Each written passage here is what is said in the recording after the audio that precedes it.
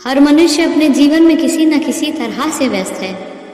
जिसके पास पैसा नहीं वो पैसा कमाने में व्यस्त है, जिसके पास धन है वो अधिक धन कमाने में व्यस्त है, तो कोई उस धन को उड़ाने में व्यस्त है, तो कोई अपनी ही परेशानी में व्यस्त है। हर कोई हर तरह से व्यस्त है, लेकिन शायद हर कोई ये भूल चुका है मनुष्य जीवन का असल उद्देश्य क्या है। आज हम इसी पर इस वीडियो में बात करेंगे। अगर आप हमारे चैनल पर नए हैं प्लीज़ चैनल को लाइक एंड सब्सक्राइब ज़रूर कर दीजिएगा। कोई जीवन भर बहुत धर्म करता है, फिर भी बुढ़ापे में दर दर ठोकर खाने को मजबूर होता है।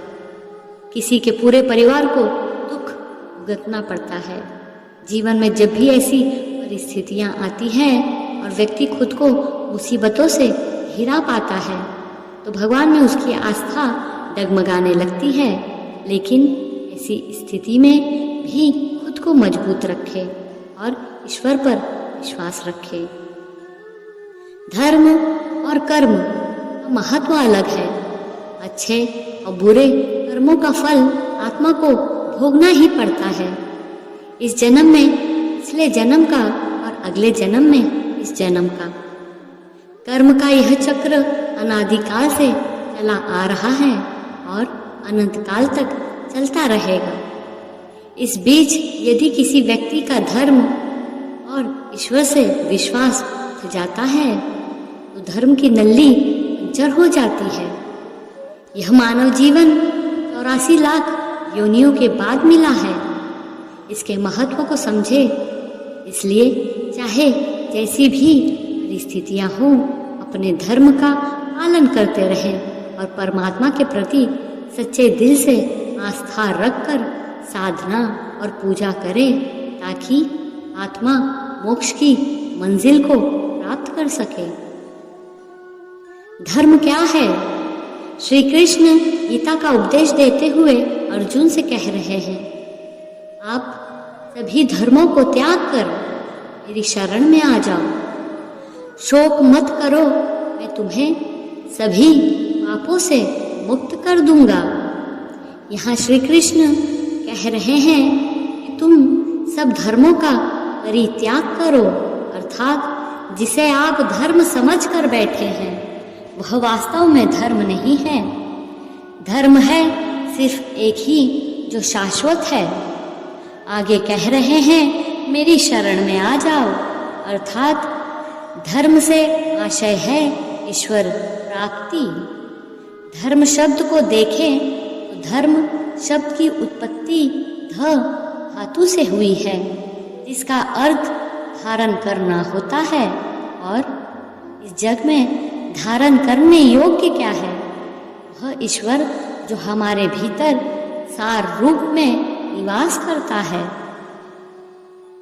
क्या हम इस शाश्वत धर्म को धारण करके पाप से मुक्त हो सकते हैं? जब ब्रह्म ज्ञान द्वारा हमारे भीतर ईश्वर के दर्शन होते हैं और ज्ञान द्वारा ध्यान करते हैं तो हमारे सभी पाप ज्ञान रूपी अग्नि में जलकर भस्म हो जाते हैं।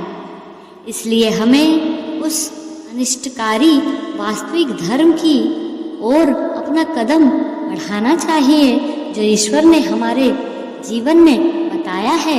यही जीवन का वास्तविक लक्ष्य भी है। अगर उदाहरण से समझे तो जीवन में खान पान जितना ज़रूरी है उतना ही ज़रूरी है कि आपका अपना घर भी हो। अगर आप किराए के मकान में रहते हैं तो मकान मालिक जब चाहे मकान खाली करवा सकता है। अपने सामान के साथ एक घर से दूसरे घर घूमने से बेहतर है कि आपका अपना घर हो।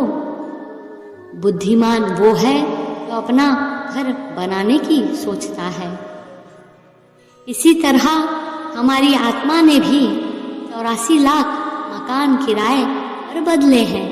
मानव जीवन का यह घर दुर्लभ है क्योंकि इसी घर में हम तपस्या का त्याग करके आत्मा के लिए एक स्थायी घर बना सकते हैं, यानी मोक्ष की प्राप्ति हो सकती है। अर्थात जीवन का उद्देश्य स्वयं को भौतिकवादी बंधनों से मुक्त करना है, अपने पिछले जन्मों के कर्मों को चुकाने और अधूरे कर्तव्य को पूरा करने के लिए। क्योंकि अगर हम फिर से जन्म लेते हैं तो इसका मतलब है कि हमारे पिछले जन्मों के कुछ लंबित कर्मों को पूरा करना है।